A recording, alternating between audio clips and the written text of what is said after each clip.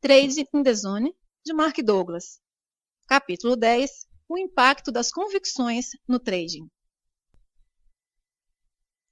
Se o ambiente externo se pode expressar numa combinação infinita de formas, então não há de fato limites para a diversidade de convicções que podemos adquirir. Esta é uma forma sofisticada de dizer que há muito lá fora que aprender. Mas olhando para a natureza da humanidade de um modo global, diria que não vivemos as nossas vidas totalmente em consonância com esta afirmação.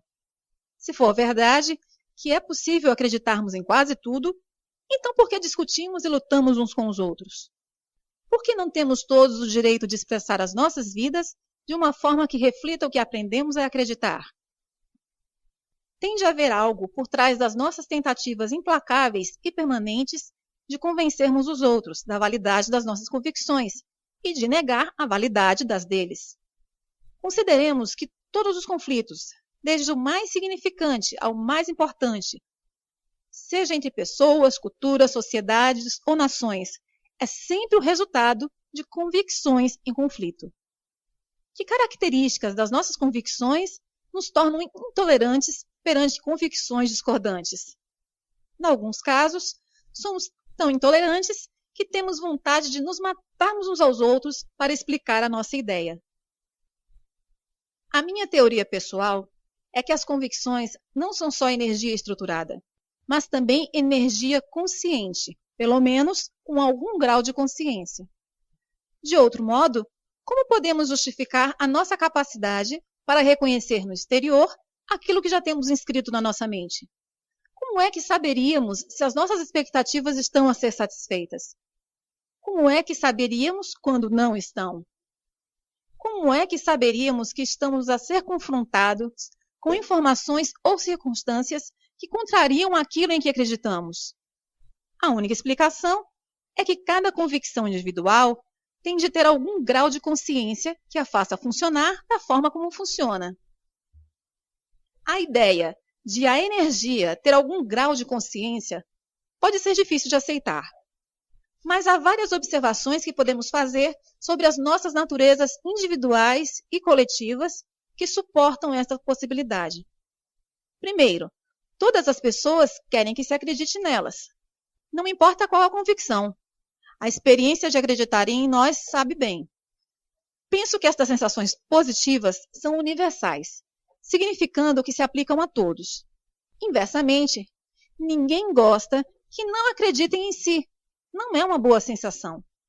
Se eu dissesse, não acredito em você, a sensação que se iria repercutir no seu corpo e mente é negativa e também universal. Similarmente, ninguém gosta de ver as nossas convicções desafiadas. O desafio é sentido como um ataque. Toda a gente, independentemente da sua convicção, parece reagir do mesmo modo. A reação típica é argumentar, defendermos-nos as nossas convicções e, consoante a situação, contra-atacar. Quando nos exprimimos, gostamos que nos escutem. Se sentimos que a nossa audiência não está a prestar atenção, como é que nos sentimos? Não nos sentimos bem. Novamente, penso que esta reação é universal. Inversamente, porque é tão difícil ser-se um bom ouvinte. Porque para se ser um bom ouvinte, temos na realidade que ouvir, sem pensar como nos vamos exprimir no momento em que podemos interromper a pessoa que está a falar. Que fosse incontrolável estar por detrás da nossa incapacidade para ouvir sem interromper. Nós não gostamos de estar na companhia de pessoas com convicções semelhantes às nossas porque nos sentimos confortáveis e seguros?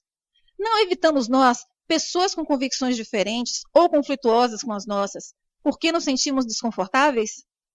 A essência dessa implicação é que no momento em que adquirimos uma convicção, ela parece assumir vida própria, fazendo-nos reconhecer e ser atraídos pela sua semelhança e repelidos por qualquer coisa que lhe seja oposta ou contrária.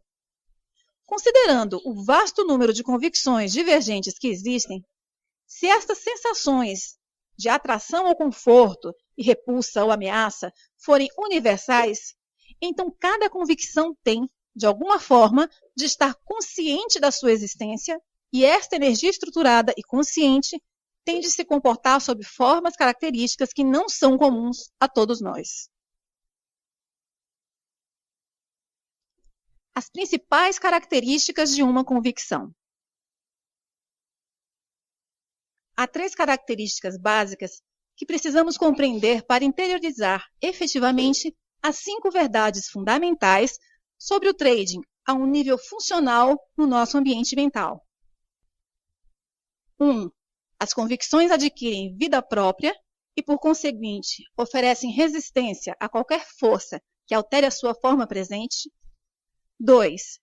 Todas as convicções ativas exigem forma de se manifestarem. 3. As convicções estão sempre presentes e ativas, quer estejamos conscientes ou não da sua existência no nosso ambiente mental. 1. As convicções resistem a qualquer força que tente alterar a sua forma atual. Podemos não compreender a dinâmica subjacente ao modo como as convicções mantêm a sua integridade estrutural, mas podemos observar que o fazem face a uma pressão ou força extrema. Ao longo da história da humanidade, há muitos exemplos de pessoas cuja convicção relativamente a algum assunto ou causa foi tão poderosa que preferiram sofrer insultos, tortura e morte do que contrariar as suas convicções. Isto é, com certeza, uma demonstração precisa de como as convicções podem ser poderosas e da medida em que conseguem resistir a qualquer tentativa de serem alteradas ou violadas, por mais leve que seja. As convicções parecem ser compostas por um tipo de energia ou força que resiste naturalmente a qualquer outra força que as possa fazer manifestar de forma contrária ou diferente da sua forma atual. Significa isto que não podem ser alteradas? Certamente que não. Significa simplesmente que temos de perceber como funcionar com elas. As convicções podem ser alteradas, mas não do modo como a maioria das pessoas podem pensar. Acredito que quando uma convicção é formada, não pode ser destruída. Ou seja, não há nada que possamos fazer para que uma ou mais de nossas convicções se desvaneça, como se nunca tivesse existido. Esta afirmação fundamenta-se numa lei elementar da física. Segundo Albert Einstein e outros na comunidade científica, a energia não pode ser criada nem destruída, só pode ser transformada. Se as convicções são energia consciente e estruturada, ciente da sua existência, esse princípio da física também se aplica às convicções, pelo que tentar erradicá-las não é possível. Se soubesse que alguém ou alguma coisa o estava a tentar destruir, como reagiria? Iria defender-se, lutar e possivelmente fortalecer-se mais do que antes de conhecer a ameaça. Cada convicção individual é um componente daquilo que consideramos ser a nossa identidade. Não será razoável esperar que, se ameaçada, cada convicção individual reaja em conformidade com a forma como todas as outras partes de si reagem coletivamente? O mesmo princípio verifica-se se tentarmos agir como se uma convicção particularmente incomodativa não existisse. Se acordasse uma manhã e todas as pessoas o ignorassem e agissem como se você não existisse, como iria reagir? Provavelmente não passaria muito tempo até que agarrasse alguém e o olhasse nos olhos para o forçar a reconhecê-lo. De novo, se intencionalmente ignorada, cada convicção individual vai funcionar exatamente do mesmo modo. Vai descobrir uma forma de forçar a sua presença no nosso processo de pensamento consciente ou no nosso comportamento. A forma mais fácil e mais eficaz de lidar com as nossas convicções é lentamente torná-las inativas ou fazer com que deixem de funcionar, retirando-lhes a energia. Chamam a este processo desativação. Após a desativação, a estrutura original da convicção permanece intacta, pelo que tecnicamente não mudou. A diferença é que a convicção já não tem energia. Sem energia, não tem capacidade para funcionar como uma força sobre a percepção que temos na informação ou sobre o nosso comportamento. Aqui está um exemplo pessoal. Em criança, ensinaram-me a acreditar no Papai Noel e na Fada dos Dentes. No meu sistema mental, ambos são exemplos perfeitos do que agora são convicções inativas, que não estão em funcionamento. No entanto, embora estejam inativas, existem ainda dentro do meu sistema mental, só que agora existem como conceitos sem energia. Se lembrar do capítulo anterior, defini convicções como uma combinação de experiência sensorial e palavras que formam um conceito dotado de energia. A energia pode ser retirada do conceito, mas o conceito em si permanece intacto na sua forma original. No entanto, sem energia, já não tem a capacidade para funcionar sobre a percepção de informação ou sobre o comportamento. Assim, enquanto estou aqui sentado a escrever no meu computador, se alguém chegasse perto de mim e dissesse que Papai Noel estava à porta, como acha que eu iria definir e interpretar essa informação? Iria tratá-la como irrelevante ou uma brincadeira, é claro.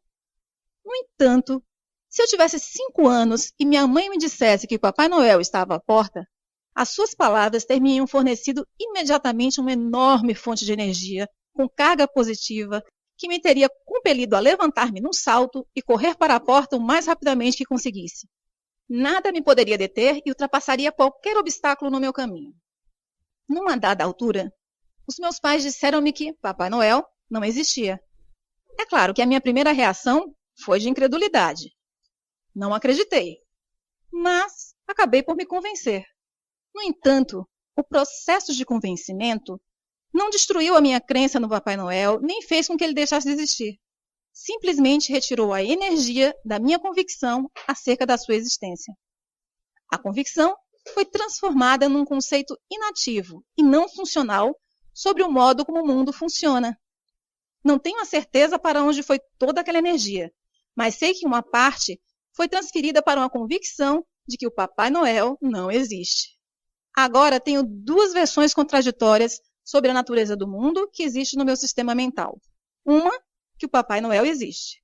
A outra, que o Papai Noel não existe.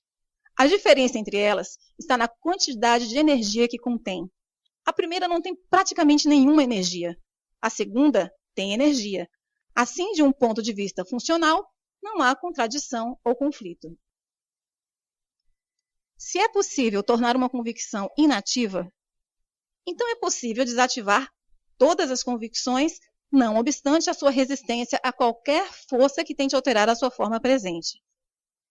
O segredo para mudar efetivamente as nossas convicções está em compreender e, consequentemente, acreditar que não estamos realmente a mudar as nossas convicções. Estamos simplesmente a transferir energia de um conceito para outro conceito que consideramos mais útil e que nos ajuda a satisfazer os nossos desejos ou a atingir os nossos objetivos.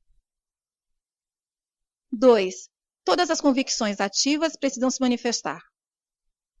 As convicções dividem-se em 2 categorias básicas, ativas e inativas. A distinção entre as 2 é simples. As convicções ativas têm energia suficiente para agirem como uma força sobre nossa percepção da informação e sobre o nosso comportamento. As convicções inativas são simplesmente o oposto. São convicções que, por alguma razão, já não têm energia ou têm tão pouca que já não são capazes de agir como uma força sobre o modo como percebemos a informação ou sobre o nosso comportamento. Quando digo que todas as convicções ativas precisam de se manifestar, não quero dizer que todas as convicções no nosso ambiente mental exijam exprimir-se em simultâneo.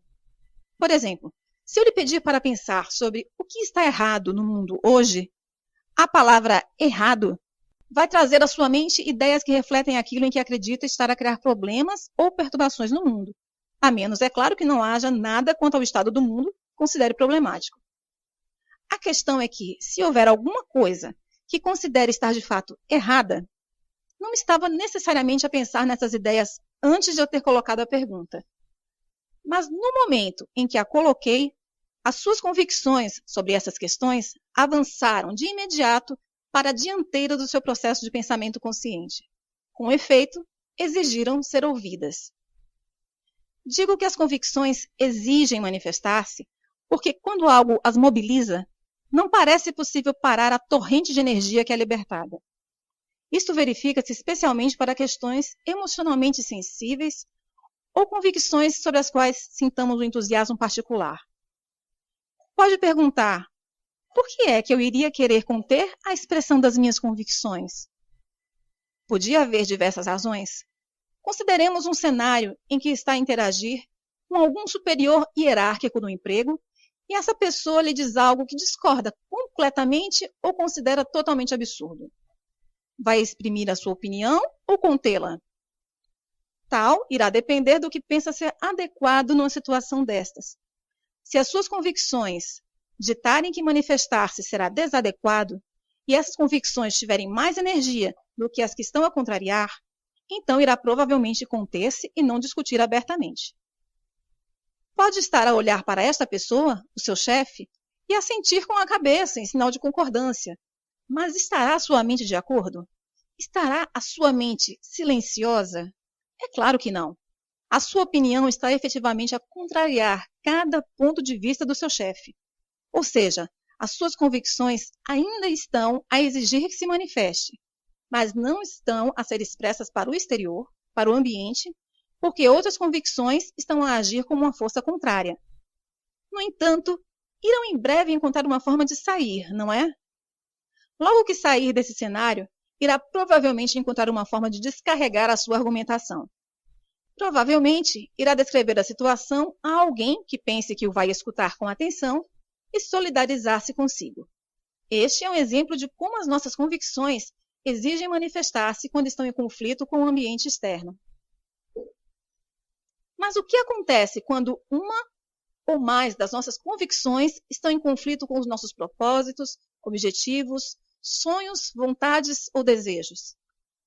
As implicações desse conflito podem ter um efeito profundo no trading. Como já aprendemos, as nossas convicções fazem-nos ver o ambiente externo de forma diferente, indicam limites. A consciência humana, por outro lado, parece ser maior do que a soma final de tudo em que aprendemos a acreditar. Esta qualidade da consciência humana, de ser maior, que dá-nos a capacidade para pensar em qualquer direção que escolhamos, seja dentro ou fora dos limites impostos pelas nossas convicções. Pensar fora dos limites chama-se normalmente pensamento criativo.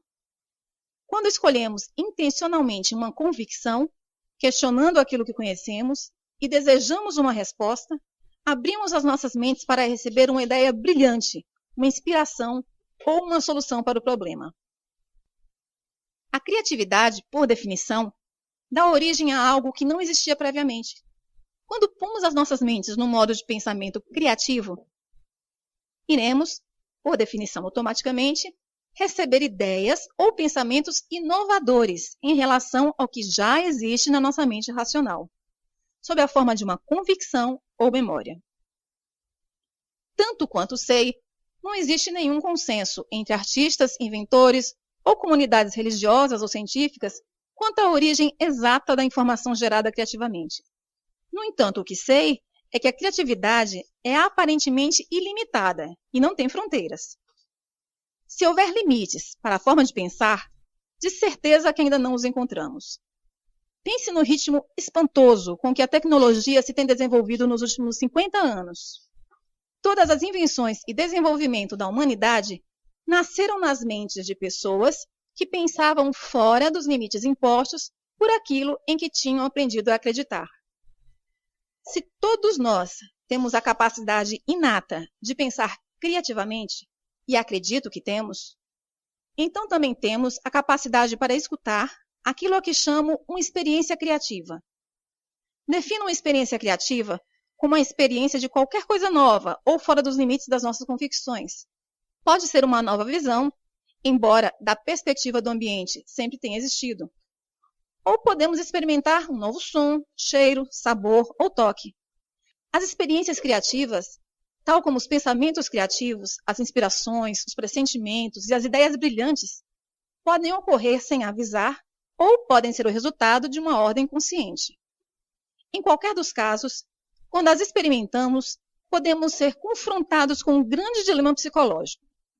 Uma ocorrência criativa seja na forma de um pensamento ou experiência, pode fazer-nos ser atraídos ou desejarmos algo que entre em conflito direto com uma ou mais das nossas convicções. Para ilustrar este ponto, voltemos ao exemplo da criança e do cão. Lembre-se que a criança tivera no passado algumas experiências dolorosas com cães. Embora a primeira experiência tenha sido real do ponto de vista do ambiente, as outras foram resultado do modo como a mente da criança processou a informação, com base no funcionamento dos mecanismos de associação e mecanismos de proteção contra a dor. O resultado final é que sentia medo sempre que encontra um cão. Suponhamos que a criança era bebê quando teve a sua primeira experiência com carga negativa. À medida que cresce e começa a associar palavras e conceitos específicos às suas memórias, irá formar uma convicção sobre a natureza dos cães. Seria razoável considerar que adotou como convicção algo como todos os cães são perigosos. Com a utilização da palavra todos, a convicção da criança está estruturada de um modo que assegura que irá evitar todos os cães de futuro. Não tem motivos para questionar essa convicção, porque todas as experiências confirmaram e reforçaram a sua validade. No entanto, ela, todas as outras pessoas no planeta, está vulnerável a uma experiência criativa. Em circunstâncias normais, irá fazer todo o possível para se assegurar que não se depara com um cão novamente.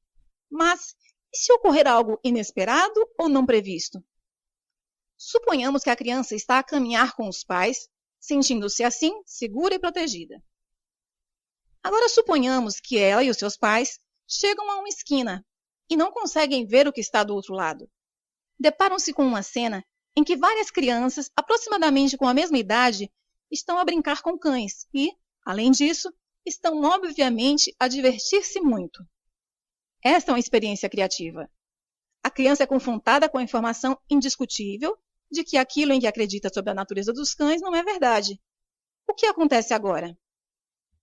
Em primeiro lugar, a experiência não foi uma ordem consciente da criança. Ela não tomou a decisão de se expor voluntariamente à informação que contrariava aquilo em que acreditava ser verdade.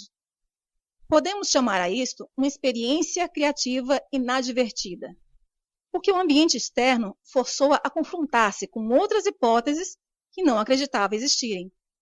Em segundo lugar, a experiência de ver outras crianças a brincar com cães e a não se magoarem irá lançar na sua mente um estado de confusão. Depois dessa confusão se dissipar, ou seja, quando começar a aceitar a possibilidade de que nem todos os cães são perigosos, vários cenários serão possíveis.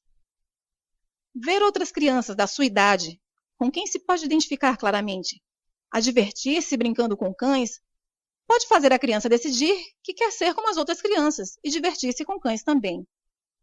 Se for esse o caso, este encontro criativo inadvertido fez com que passasse a desejar exprimir-se de um modo que anteriormente não acreditava ser possível, interagindo com cães. De fato, antes a ideia parecia tão absurda que nem sequer lhe tinha ocorrido considerá-la. Agora, não só a considera absurda, como a deseja. Conseguirá, então, exprimir-se de um modo coerente com o seu desejo? A resposta a essa pergunta é uma questão de dinâmica de energia. Há duas forças dentro da criança que estão em conflito direto, lutando para se exprimirem. A convicção de que todos os cães são perigosos e o desejo de se divertir com um cão como as outras crianças. Aquilo que irá fazer na próxima vez que encontrar um cão será determinado por aquilo que tiver mais energia nesse momento, a sua convicção ou o seu desejo. Dada a intensidade da energia da sua convicção de que todos os cães são perigosos, podemos considerar razoavelmente que a sua convicção terá muito mais energia do que o seu desejo. Se assim for, irá considerar o seu próximo encontro com o cão uma experiência frustrante. Mesmo que queira tocar ou afagar o cão, irá achar que não pode interagir com o cão. A palavra todos, na sua convicção, irá funcionar como uma força paralisante, impedindo-a de satisfazer o seu desejo. Pode ter consciência de o cão não ser perigoso, pelo que não a irá magoar, mas só conseguirá afagá-lo quando a balança de energia pender a favor do seu desejo. Se a criança quiser genuinamente interagir com cães, terá de ultrapassar o seu medo. Isso significa que terá de desativar a sua convicção de que todos os cães são perigosos, para que possa fortalecer devidamente uma convicção sobre cães mais harmoniosa com o seu desejo. Sabemos que os cães se podem exprimir numa ampla variedade de formas, desde brincalhões e simpáticos a outros desagradáveis. No entanto, uma percentagem muito reduzida de cães pertence à categoria dos perigosos. Uma boa convicção para a criança adotar seria algo como: a maioria dos cães são brincalhões, mas alguns podem ser maus e perigosos. Esta convicção iria permitir-lhe aprender a reconhecer características e padrões de comportamento que lhe diga com que cães pode brincar e quais deve evitar. No entanto, o problema maior é: como é que a criança pode desativar o todos da sua convicção de que todos os cães são perigosos para que possa ultrapassar o seu medo? Lembre-se que todas as convicções resistem naturalmente a qualquer força que pretenda alterar a sua forma presente. Mas, como indiquei acima, a abordagem certa não é alterar a convicção, mas sim retirar-lhe a energia e canalizá-la para outra convicção mais adequada aos nossos fins. Para desativar a ideia que a palavra todos representa, a criança terá de criar uma experiência com carga positiva com um cão. Em algum momento, terá de ultrapassar o seu medo e tocar num cão. Fazer isto pode exigir um grande esforço, durante um período de tempo considerável. No início do processo, o seu novo entendimento sobre cães pode ser apenas o suficiente forte para lhe permitir estar na presença de um cão a uma certa distância, sem fugir. Cada novo encontro com um cão, mesmo a uma certa distância, que não resulte num resultado negativo, irá retirar cada vez mais energia negativa da sua convicção de que todos os cães são perigosos. No final, cada nova experiência positiva irá permitir-lhe preencher a distância entre ela própria e o cão, pouco a pouco, ao ponto de finalmente conseguir mesmo tocar num cão. Do ponto de vista da dinâmica da energia, conseguirá tocar num cão quando seu desejo para o fazer for um pouco mais forte do que a sua convicção de que todos os cães são perigosos. No momento em que toca efetivamente um cão, está a retirar a maior parte da energia negativa que resta no conceito de todos e a transferi-la para a convicção que reflete a sua nova experiência.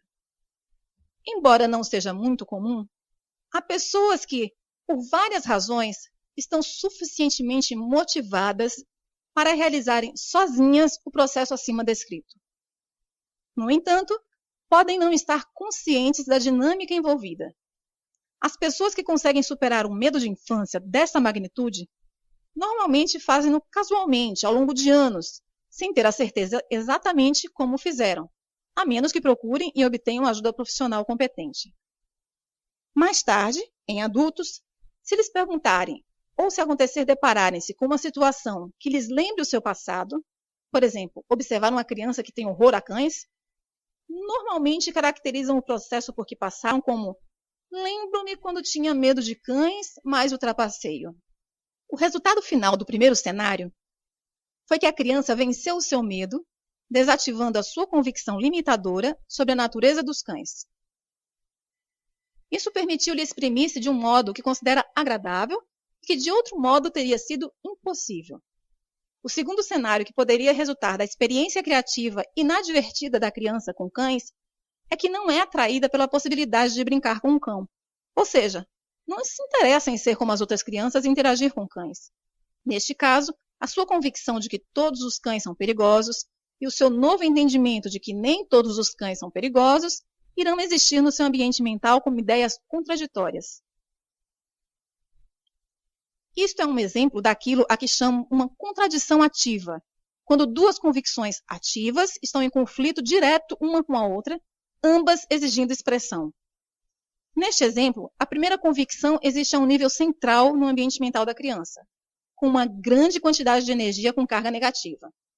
A segunda convicção está a um nível mais superficial e tem muito pouca energia com carga positiva. A dinâmica dessa situação é interessante e extremamente importante. A afirmamos que as convicções controlam a percepção que temos da informação. Em circunstâncias normais, a criança teria ignorado a possibilidade de interagir com cães, mas a experiência de ver outras crianças a brincar criou uma ideia com carga positiva na sua mente que nem todos os cães são perigosos. Alguns podem ser brincalhões. No entanto, não fez nada para desativar o todos da sua convicção de que todos os cães são perigosos. E, tanto quanto sei, as convicções não têm capacidade para se desativarem a si mesmas. Em resultado, as convicções existem no nosso ambiente mental desde o momento em que nascemos até o momento em que morremos, a menos que conscientemente demos passos para as desativar. Todavia, neste cenário, a criança não tem desejo nem motivação para ultrapassar o seu medo. Por conseguinte, a criança fica com uma contradição ativa entre uma convicção fraca de que nem todos os cães são perigosos, o que lhe dá a capacidade de perceber a hipótese de brincar com um cão, e uma convicção forte de que todos os cães são perigosos, que ainda faz sentir medo cada vez que se encontra com um cão. Talvez não o suficiente para fazer correr, porque algum desse medo será contrabalançado pela outra convicção. A capacidade para vermos e, consequentemente, percebermos que uma situação, embora não perigosa, mas capaz de nos imobilizar pelo medo, pode ser bastante desconcertante se não compreendermos que aquilo que descobrimos ao pensar criativamente ou que aprendemos através de uma experiência criativa inadvertida não tem necessariamente energia suficiente para se tornar uma força dominante no nosso ambiente mental. Ou seja, a nossa nova tomada de consciência ou descoberta podia muito bem ter energia suficiente para funcionar como uma força credível da nossa percepção de informação. Fazendo-nos com isso, perceber hipóteses que, em outras circunstâncias, seriam invisíveis. Mas pode não ter energia suficiente para funcionar como uma força credível do nosso comportamento. Ao fazer esta afirmação, estou a pensar com base no pressuposto de que é precisa mais energia para agirmos ou para nos exprimirmos do que a quantidade de energia que é preciso para observar algo. Por outro lado, uma nova tomada de consciência ou novas descobertas tornam-se imediata e facilmente forças dominantes, se não houver nada dentro de nós que esteja em conflito com elas. Mas se existirem convicções em conflito e não quisermos desativar as forças conflituosas, despendendo algum esforço, especialmente se tiverem uma carga negativa, então agir sobre o que descobrimos será uma luta inglória. O que acabei de descrever é o dilema psicológico que praticamente todos os traders têm de resolver. Suponhamos que compreende bem a natureza das probabilidades e, em resultado disso, sabe que o próximo trade é mais outro numa série de trades que tem um resultado incerto. Todavia, ainda tem receio de realizar aquele próximo trade ou ainda está vulnerável aos erros de trading causados pelo medo que discutimos nos capítulos anteriores.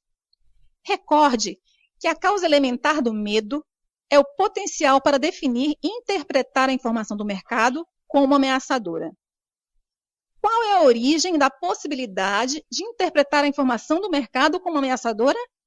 As expectativas. Quando o mercado gera informação que não corresponde àquilo que esperamos, os altos e baixos parecem assumir uma qualidade ameaçadora, passam a ter uma carga negativa. Em consequência, sentimos medo, estresse e ansiedade. Qual é a origem subjacente às nossas expectativas? As nossas convicções. Tendo em conta o que agora compreende acerca da natureza das convicções, se ainda experimentar estados de espíritos negativos quando faz trading, pode considerar que existe um conflito entre o que sabe acerca dos resultados prováveis e outras convicções no seu ambiente mental em luta, exigindo expressão por alguma outra coisa. Lembre-se que todas as convicções ativas exigem expressão, mesmo que não o queiramos. Para pensar em probabilidades, tem de acreditar que cada momento no mercado é único, ou mais especificamente que cada posição aberta tem um resultado único. Quando acreditamos a um nível funcional que cada posição tem um resultado único, significando que é uma convicção dominante sem quaisquer outras convicções a lutarem por algo diferente, iremos experimentar um estado mental livre de medo, estresse e ansiedade quando fazemos trading.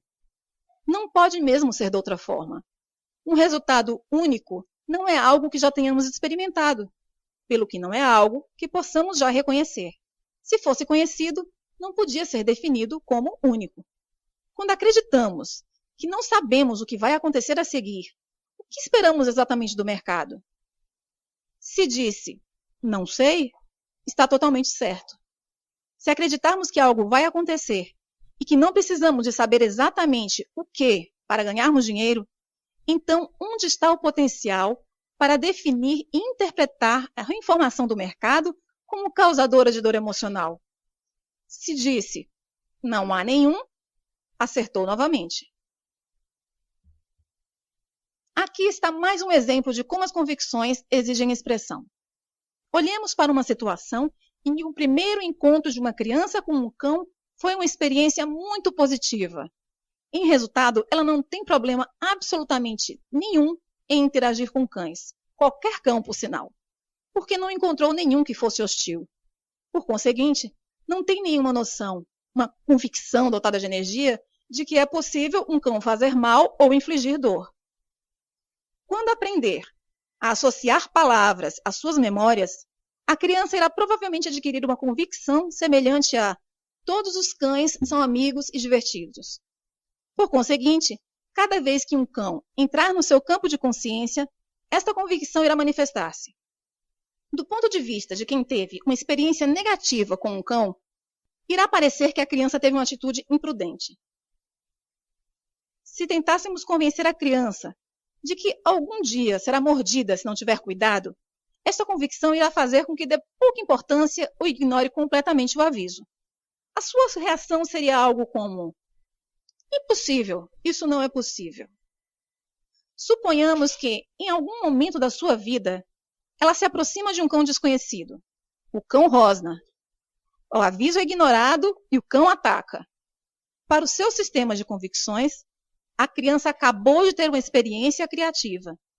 Que efeito terá essa experiência na sua convicção de que todos os cães são amigos? Terá agora medo de todos os cães, como a criança do primeiro exemplo? Infelizmente, as respostas a essas questões não são fáceis, porque pode haver outras convicções, também a exigirem expressão, que não tem nada a ver com cães, mas que entram em jogo numa situação dessas. Por exemplo, e se a criança tiver uma convicção altamente desenvolvida quanto à traição? Se acreditar que foi traída por algumas pessoas muito importantes que fizeram com que experimentasse uma dor emocional intensa. Se associar o ataque deste cão particular a uma traição dos cães no geral, no fundo, uma traição da sua convicção contra cães, então podia facilmente ter medo de cães. Toda a energia positiva contida na sua convicção original podia ser transformada de imediato numa energia com carga negativa. A criança podia justificar esta mudança com uma conclusão lógica, de que se um cão me pode trair, todos os cães podem. No entanto, penso que esta é uma ocorrência extrema e muito improvável. O que é mais provável é que a palavra todos, na sua convicção original, seja imediatamente desativada e que aquela energia seja transferida para uma nova convicção que reflita mais fielmente a verdadeira natureza dos cães. Esta nova experiência originou uma transferência de energia que a forçou a aprender algo sobre a natureza dos cães, que, em outras circunstâncias, consideraria impossível. A sua convicção na afabilidade dos cães permanece intacta. Irá ainda brincar com cães, mas irá agora ter algum cuidado, procurando conscientemente sinais de afabilidade ou de hostilidade. Penso que uma verdade fundamental sobre a natureza da nossa existência é que cada momento no mercado, bem como na vida de todos os dias, tem elementos que conhecemos, similaridades, e elementos do que não conhecemos, ou não podemos conhecer porque ainda não os experimentamos. Até treinarmos ativamente as nossas mentes para esperar um resultado único, iremos continuar a experimentar somente aquilo que conhecemos.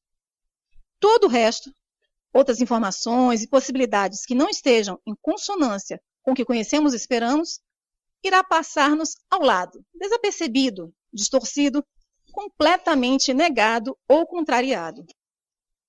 Quando acreditarmos verdadeiramente que não precisamos de saber, estaremos a pensar em probabilidades, do ponto de vista do mercado, e não teremos qualquer razão para bloquear, dar pouca importância, distorcer, negar ou contrariar qualquer sinal que o mercado esteja a dar sobre o seu potencial para se movimentar numa determinada direção em particular. Se não estiver a experimentar a liberdade mental sugerida naquela afirmação, e se for seu desejo experimentá-la, então tem que assumir um papel ativo no treino da sua mente para acreditar na singularidade de cada momento, e tem de desativar qualquer outra convicção que lute por algo diferente. Este processo não é nada diferente daquele por que a criança passou no primeiro cenário. Nem vai acontecer sozinho. Ela queria interagir com cães sem medo, mas, para o fazer, teve que criar uma nova convicção e desativar as que estavam em conflito. Este é o segredo para conseguir um sucesso consistente como trader. 3. As convicções continuam ativas, independentemente de termos ou não consciência da sua existência no nosso ambiente mental. Por outras palavras, não temos que recordar ativamente ou ter acesso consciente a qualquer convicção para que esta funcione como uma força sobre a nossa percepção de informação ou sobre o nosso comportamento. Sei que é difícil acreditar que algo de que nem sequer nos conseguimos lembrar possa ter um impacto nas nossas vidas. Mas quando pensamos nisso, muito do que aprendemos ao longo das nossas vidas está armazenado num nível subconsciente. Se lhe pedisse para recordar cada aptidão específica que teve de aprender para poder conduzir um carro com confiança, é provável que não se lembre de tudo em que teve de se concentrar e focar enquanto estava no processo de aprendizagem. A primeira vez que tive a oportunidade de ensinar um adolescente a conduzir, estava absolutamente fascinado com o quanto era preciso aprender e que eu dava como natural, e sobre o qual não pensava a um nível consciente.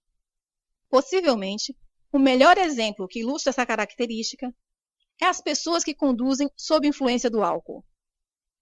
Numa noite, há milhares de pessoas que beberam tanto que não têm consciência de como levar um carro do ponto A para o ponto B. É difícil imaginar como isto é possível, a menos que aceite que as aptidões para conduzir e a convicção de uma pessoa na sua capacidade para conduzir operam automaticamente, a um nível muito mais profundo do que a consciência detecta. Certamente, alguma percentagem destes condutores alcoolizados tem acidentes, mas quando comparamos a taxa de acidentes com o número de pessoas a conduzir sob a influência do álcool, é notável que não haja muito mais acidentes. De fato, é muito mais provável que um condutor alcoolizado cause um acidente quando adormece ou quando alguma situação exige uma decisão consciente e uma reação rápida. Por outras palavras, as condições necessárias para uma boa condução são tais que não basta funcionar com as aptidões subconscientes. Autoavaliação e trading. O modo como essa característica se aplica ao trading é bastante profundo. O ambiente de trading oferece-nos um palco de oportunidades ilimitadas para acumular riqueza. Mas só porque o dinheiro está disponível e nós percebemos a possibilidade de o obter, não significa necessariamente que nós, como pessoas, tenhamos um sentido ilimitado de autoavaliação. Ou seja, pode haver uma enorme discrepância entre a quantidade de dinheiro que desejamos para nós, a quantidade que percebemos estar disponível e a quantidade que, na realidade, acreditamos que valemos ou merecemos. Todas as pessoas têm um sentido de autoavaliação. A forma mais fácil de descrever esse sentido é listar todas as convicções ativas, tanto conscientes como subconscientes, que têm potencial para argumentar a favor ou contra a acumulação de níveis de sucesso e prosperidades maiores. Depois, compare a energia das convicções com carga positiva com a energia das convicções com carga negativa. Se tiver mais energia com carga positiva a argumentar a favor do sucesso e da prosperidade do que a energia com carga negativa, então tem um sentido positivo de autoavaliação. No outro caso, tem um sentido negativo de autoavaliação. O que tem de saber é que é difícil não adquirir algumas convicções com carga negativa, que argumentem contra o sucesso. A maioria dessas convicções autossabotadoras têm sido esquecidas há muito e operam a um nível subconsciente. Mas o fato de as podermos ter esquecido não significa que tenham sido desativadas. Como é que adquirimos convicções autossabotadoras? Infelizmente, é muitíssimo fácil. Provavelmente a forma mais comum é quando uma criança se envolve em alguma atividade contra a opinião dos pais ou do professor e a criança se fere acidentalmente. Muitos pais, para convencerem a criança do seu ponto de vista, irão reagir a uma situação como essa dizendo: isso não teria acontecido se não me tivesse desobedecido. O problema de fazer ou ouvir afirmações como esta é que há um potencial para a criança associar todos os futuros ferimentos a estas afirmações e, subsequentemente, formar uma convicção de que é uma pessoa com menos valor, que não merece sucesso, felicidade ou amor. Qualquer coisa em relação à qual nos sintamos culpados pode ter um efeito nefasto no nosso sentido de autoestima. Normalmente, a culpa parece associada a ser-se uma má pessoa, e a maioria das pessoas acreditam que as más pessoas devem ser castigadas, certamente não recompensadas. Algumas religiões ensinam às crianças que ter muito dinheiro não é positivo. Algumas pessoas acreditam que ganhar dinheiro de algumas formas é errado, mesmo que possa ser perfeitamente legal e moralmente aceito pela sociedade.